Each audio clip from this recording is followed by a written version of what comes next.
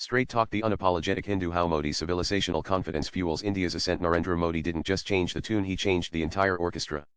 And now, Modi 3.0, far from being chastened by a reduced parliamentary majority, appears to be doubling down on this unapologetic embrace of Hindu identity, not as a tool of exclusion, but as the very bedrock of India's cultural revival and its determined global ascent. This isn't about crafting a theocracy or sidelining minorities, as critics reflexively charge in often predictable editorials.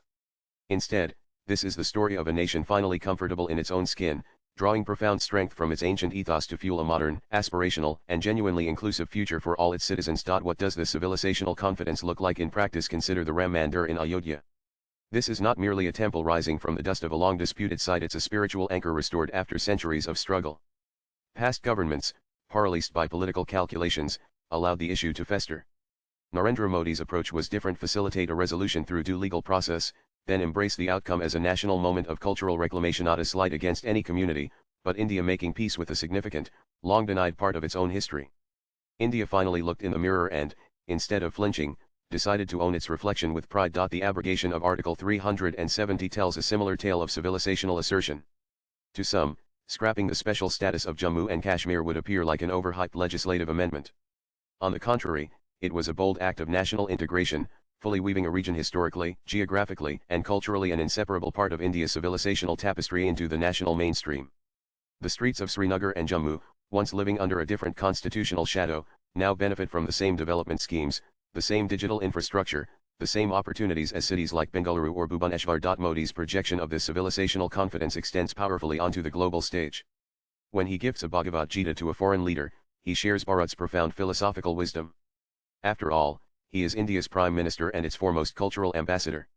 Similarly, the International Day of Yoga, championed by Modi at the UN, has blossomed into a global phenomenon.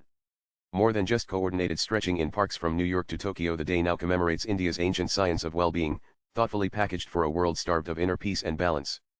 Picture yoga mats unrolled on a misty morning in London's Hyde Park or amidst the bustle of a Delhi community centre. Same practice, same Indic roots, but global resonance. Modi doesn't shrink from this heritage, he wears it. Visiting temples, participating in rituals, invoking shlokas, these are presented as natural, integral facets of his identity and, by extension, India's. Why, indeed, should they be otherwise? Internally, a less visible but equally vital project is underway, fostering greater unity within Hindu society itself. India's majority community is no monolith.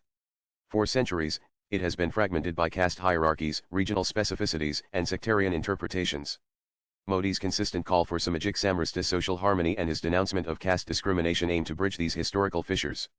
After all, the BJP and RSS's project is much larger, attempting to forge a more cohesive, resilient Hindu identity, one capable of navigating the complexities of the 21st century after enduring centuries of Abrahamic and European colonial assaults that sought to dismantle it. He understands that a fractured and internally conflicted majority cannot provide a stable anchor for national progress. The goal is a pan-Hindu consciousness that is proud, inclusive, and forward-looking. Critics, predictably, decry this as majoritarian, a betrayal of some idealized, often Indianized, version of secularism.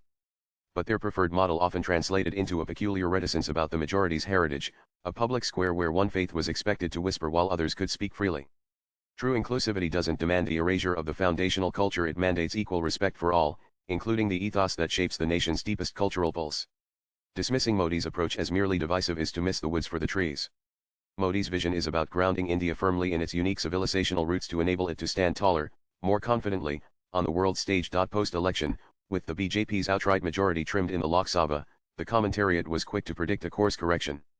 Flick through social media or scan the op-ed pages, and the narrative was clear: a tighter mandate necessitates a softer, more centrist approach, perhaps even a wistful glance back towards the often chaotic compromises of coalition dharma. Many seem to be holding their breath, almost hoping for a return to the era of hesitant and diluted governance. Yet, Modi 3.0 seems to be audaciously defying that script. There's no discernible pivot and no dilution of the core message. Instead, there's an almost palpable resolve to accelerate, to more deeply embed this civilisational confidence into India's very sinews.